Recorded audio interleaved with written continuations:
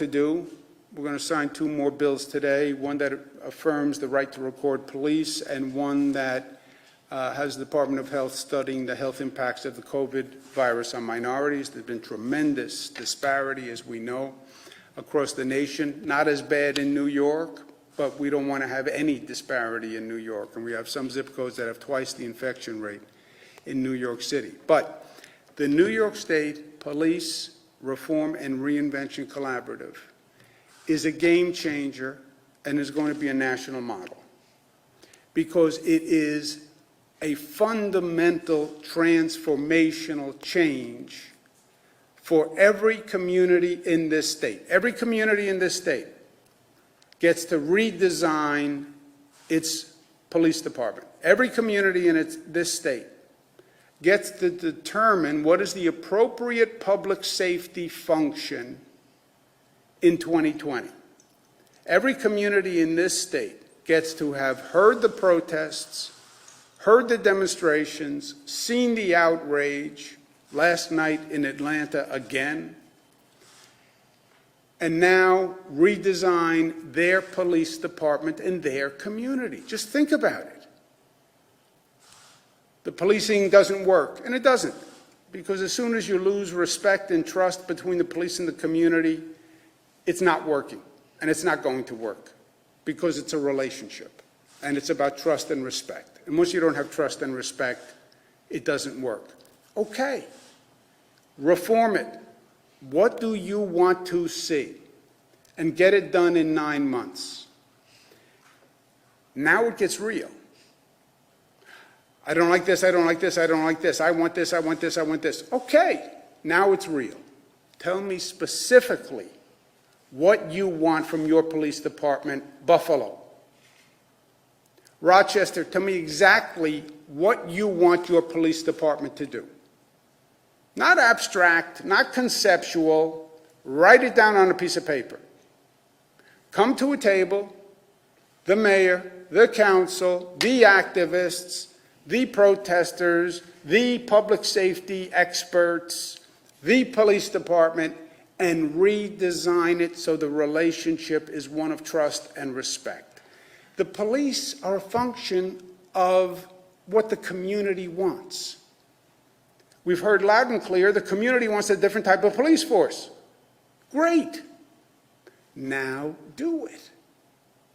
Well, where do we start? You start with a blank piece of paper and redesign your police department. Well, why don't we do it statewide? There is no such thing as a statewide police department. That's the state police. But every community has its own police department, its own wants, its own needs. Albany will want a different kind of police department than New York City. Will want a different type of police department than Erie County. Different communities have different needs. They have different opinions. They have different ideas. Fine. Make the police department work for you. But do it. Do it. I want change, I want change, I want change. Great. Write the bill. That's what I say to my friends in Albany, right? I want change. Good. Write the piece of legislation. Tell me what you want changed. Now, every community, come to the table, blank piece of paper, redesign your police department. Do it in collaboration. All the stakeholders are at the table. You have 9 months to do it. 9 months is too long. No, it's not. You can make a baby in 9 months. If you can make a baby in 9 months, you can redesign a police department. 9 months is too short. No, it's not. This is going to be a long conversation. There's going to be a lot of issues to work through. So 9 months, I think, is an appropriate time. But it now requires real leadership. Not just criticism. Not just suggestions.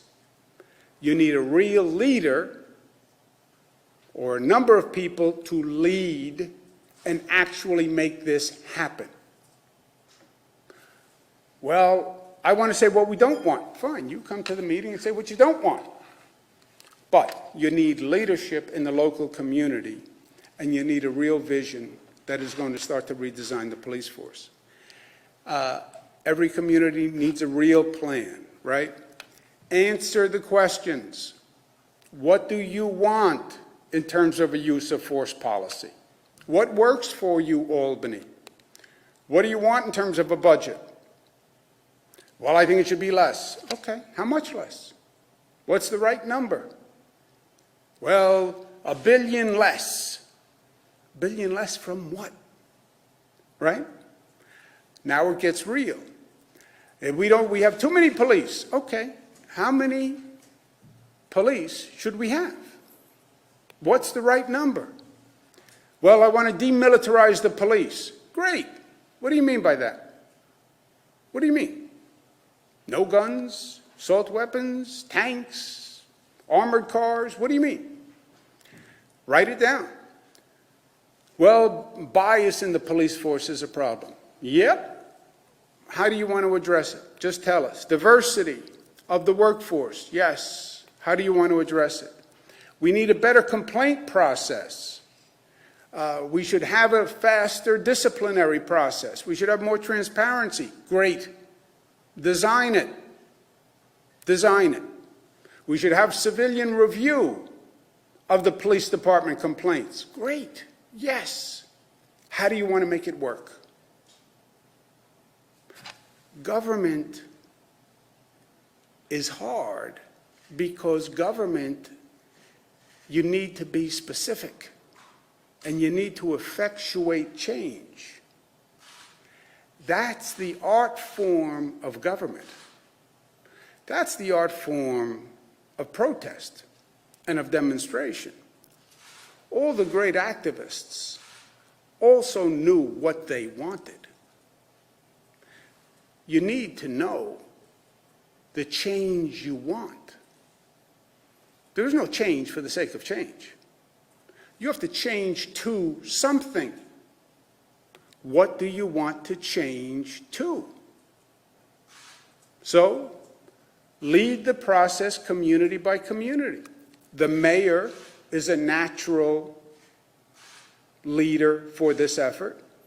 I believe in the city of Buffalo, a person like Mayor Brown, who already started, will come to the table. He'll be a leader. If the mayor doesn't want to do it or can't do it, city council president can do it. City council member in charge of public safety can do it, right? New York City, Mayor de Blasio could do it. He doesn't want to do it. Corey Johnson, city council president, could do it.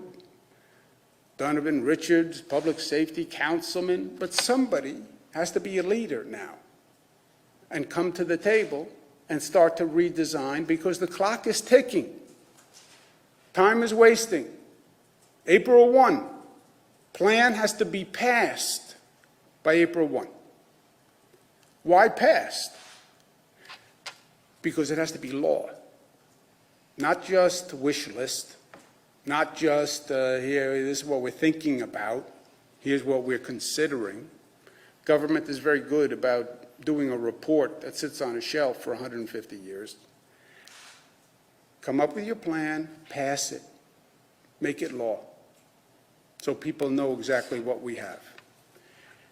9 months, tick, tick, tick, tick, tick, tick. You hear that sound? That's the 9 months ticking. Step up to the plate. Who's going to lead? Bring everyone else to the table, and let's get to work, and let's show that Mr. Floyd did not die in vain.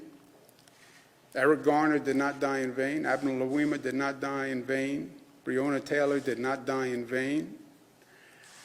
Change came, and change was institutionalized. That is the art form, and now is the time to do it, and we're going to do it in this state first. No other state is talking about doing this. Why? Because this is hard. It's always easy to say what you can't do, what you don't want to do. It's always easy to argue in vague concepts. I don't like this, I don't like this, I don't like this. Hard is, okay, let's redesign, let's reform, and this is what we're going to do going forward. defund the police. Okay, what does that mean? How do we do that? Community by community by community. There's no right or wrong. I'm not going to tell anyone what they should do. They should do what they want to do. They should design a police force that works for them. It's the only people it has to work for, is for them. You have federal laws and state laws that have minimum standards on police, but then it's up to the local community. Do it. And let New York be the state that made the most progress by making statewide change community by community. Hearing the dialogue, hearing the protests, seeing on video the obvious injustice over and over and over again, and then fixing it. Fixing it. That's who we are. We're New York tough, smart, united, disciplined. Questions? Governor Cuomo, have you since Thursday talked or thought about over the weekend in the time from your guidance with nursing homes and visitations to group homes and adult care facilities? People are still asking if there's a better time frame or a better timeline on when they can visit their loved ones. Yeah, Department of Health is doing a study as we speak. They're going through it. They're talking to nursing home operators, a number of infectious disease doctors, and we're going to have an answer this week. Jesse? Yeah. On the issue of this warning to Manhattan and the Hamptons, are you suggesting that those areas, Long Island and New York City, could be taken back a step? Highest number of complaints, 25,000 statewide. Highest number, Manhattan and the Hamptons. If the local governments, if we have a high number of violations of the policy, which is tantamount to a high likelihood of the spread of the virus, and the local governments are not monitoring, policing, doing the compliance, yes, there is a very real possibility that we would roll back the reopening in those areas. The only alternative would be to pause the entire reopening.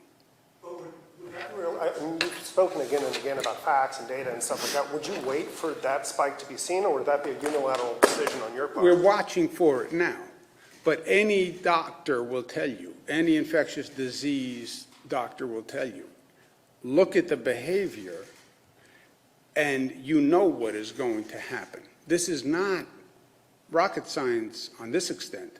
If you have large gatherings of people who are not socially distanced, who are not wearing masks, you will have an increased spread in the virus. It may not come for a period of time, but it will come. And once it comes, it's too late. Now you're back up in a spike situation, and it's going to take you weeks of extraordinary effort to bring it down. Better than letting the spike happen is stop the spread. That's what Utah is doing. That's what Oregon is doing.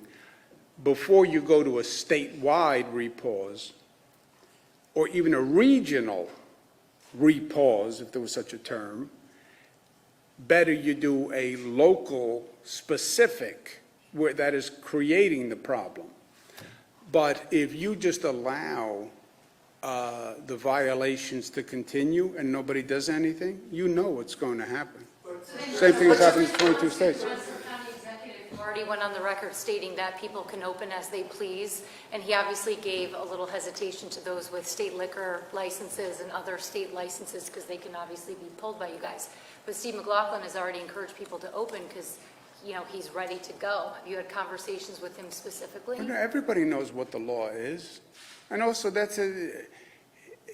look, you get all sorts of people who say all sorts of things, right? But they're not legally binding. You know, somebody tells you you can drive 110 miles an hour today. Go drive 110 miles an hour. And when the trooper pulls you over, say, Joe Kitzabotson told me I can drive 110 miles an hour. Don't say, that's very nice. Tell Joe I said hello. Here's the ticket. Governor, just to drill down on this just for a second, just to be absolutely clear. So you're saying that Long Island and New York City's I said reopening... Warning, enforce the law. Or it will be or the, Warning, enforce the law. You have large gatherings that are in violation of the law.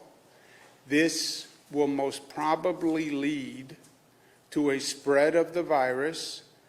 Do your job and enforce the law. If you do not, and this continues, we would have no choice but to take state action ceasing the behavior. Can I comment on, there's this plan to rethink police and how local police departments operate. Do you think those conversations and that plan brought forward should also extend to how DA offices operate their operations?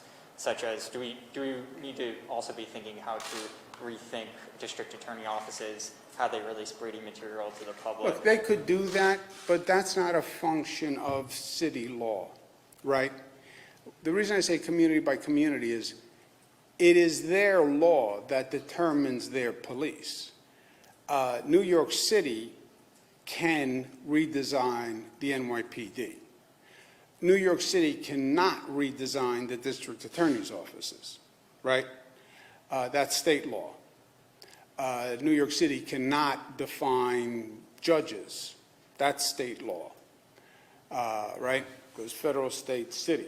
So the city can do what's in the city jurisdiction. Policing, there are state laws, federal laws, but the specifics are left to the police vis-a-vis that city, because that city designs its police force. New York City determines that they have 36,000 police officers. New York City determines the staffing, the functions, the pay. That's all done by New York City. What we've all decided, what society has said, frankly, from my point of view, long overdue, this police model does not work. It doesn't work. And they've said that clearly, and the way they have said it, ipso facto made it true. Because when the community comes out and says, I don't trust the police, you know what? Stop everything, because if there's no trust, there's no relationship, it doesn't work, right? Husband and wife, I don't trust the other person. That has to be fixed, because it doesn't work without that. The police can't police a community that doesn't trust them and doesn't respect them. It won't work, and vice versa, by the way. So New York City, redesign your police department. You have 9 months. All these questions that have been raised, great. Now come to the table and answer them. Should there also be applied that same scrutiny to local district attorneys that often have some of those same problems as far as transparency? Let's do one thing at a time before we bite off the whole loaf. Start with the police. That has been the issue. That's what the demonstrations are about. Let's address that. You want to get into DAs, you want to get into judges, that's a bigger issue, and that's a statewide issue. Meaning it's a function of state law. Let's start with what people are demanding change. People are demanding change for the police, with the police, the way we police, and let's attend that, then we can take on other things. Governor, on the topic of gatherings, New York's limit, I still believe, is 10. Gatherings of no more than 10. New Jersey relaxed that recently to 50 people indoors, 100 people outdoors. At what point do you consider relaxing New York's gathering limit? What's my answer going to be? I don't know what your answer is going to be, but All right, as long as we understand each other. We're going to follow the numbers. We're doing great right now in the transmission rate. And whenever we can increase something, I do, right? We increased last week. We're watching the transmission rate, and we're watching those numbers. And you make little changes where if you're wrong, you're not going to increase the transmission rate in a way you can't fix. So Little League sports, 2 spectators. Okay, we can do that. Summer day camps, we can do that. But you make a dramatic change quickly, like those gatherings, That is a big change. You know, you can say, oh, it's only 10 to 25. Yeah, it's 10 to 25 times 50,000, right? Because that would go all across the board. That's a lot of people. And those mass gatherings, that's the vital area of vulnerability. That was New Rochelle. Don't forget what we learned. New Rochelle, first hotspot in the United States, first cluster, one guy goes to a religious ceremony. One guy. We have the number one cluster. It is fire through dry grass in that situation. So you're going right to one of the seminal questions, you know. Everything we do is trying to open the economic activity, reducing the density in the gatherings. You're going right to the heart of the beast there. But just to play this out a little bit, what is the difference between, say, a high school graduation and a piece of protest where you might have thousands of people in close proximity with masks versus, say, a high school graduation? First of all, we don't know. Well, we don't know what happened at the protests. We're still waiting to find out. Now, the only good news, and you have a lot of people studying these protests all across the nation, the good news about the protests, they happened when our infection rate was way down, right? We had a less than 1% infection rate when the protests happened. If those protests had happened when our infection rate was higher, forget it. Forget it. You'd see it today in the numbers. The only saving grace was, by the time they happened, the infection rate was just about as low as it is now, right? It's been at this number for the past few weeks. So that's the only good news, that it may have happened when the infection rate was down, and that's why it didn't spread as much. But we don't know what the protests will have done. We're still waiting to see if it makes a difference. Governor Hunter, actually, Dan, go ahead. Dan? The president approved a major rail project in New Jersey over the weekend after having dinner with Phil Murphy. What do you think it'll take in to approve some of New York's projects like the Gateway Tunnel, congestion pricing? Look, I think it's great that the president, that project that he approved in New Jersey is part of the Gateway Tunnel project. It's a thoroughfare that leads to the Gateway Tunnel, and it's great that you fix that bridge, that portal. But if you don't do the Gateway Tunnel, you know, this is just a bridge to nowhere without the Gateway Tunnel. If you don't fix the tunnel, then where do you think you're going? To a tunnel that'll bring you to the bottom of the Hudson River, right? Who wants to take that bridge, right? You go over the bridge, and then you just fall. Except you don't even have to fall, because you're in a tunnel that is collapsing. Now, there's one thing about a president who doesn't advance infrastructure. This is a president who, when he was running, promised a multi-trillion-dollar infrastructure program. What have we seen? Right? That's one thing. He didn't build, he didn't advance. I can't think of a president who has been more irresponsible in allowing dangerous situations to continue. That cross Harbor Tunnel, the Cross Hudson Tunnel, Amtrak, which is a federally owned agency, the president owns Amtrak, right? Everybody's looking for politics. He owns Amtrak. He owns it. Amtrak says the tunnels are collapsing. Amtrak, that he owns. Amtrak says they need 2 new tunnels and fixing the 2 old tunnels to deal with the thoroughfare to the entire Northeast, not just New York. If it was just New York, I'm sure he wouldn't care because we're a blue state. But It's called the Northeast United States. Amtrak says that, not me. The company he owns, Amtrak, says the tunnels have to be fixed. Not to fix those tunnels that you know are dangerous, that's just reckless. It's reckless. A lot of presidents didn't show the leadership to build new, but not to fix what is a dangerous situation, as told to you by Amtrak, which you own, that's reckless in a way I can't even describe. Do you have any updates on the state budget? Are cuts coming? We're still waiting to see what happens on the federal budget. There's a local bike organization that says that the bike path on the Mario Cuomo Bridge is going to be opening tomorrow.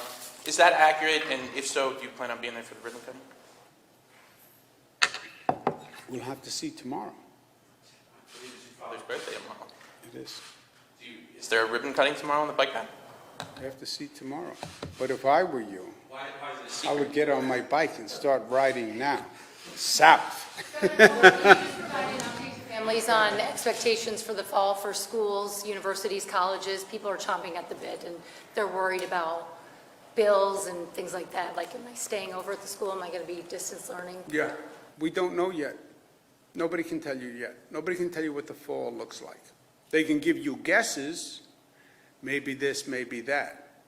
But any determination anybody would make today would be subject to change depending on what happens with the virus between now and then, right? Nobody's going to say, I'm going to open the schools, no matter what the facts, no matter how bad the virus spread. 22 states are seeing an uptick already. We might have an uptick. Whatever happens, I'm going to open the schools. Nobody would say that. I'm going to go to work, guys. Thank you.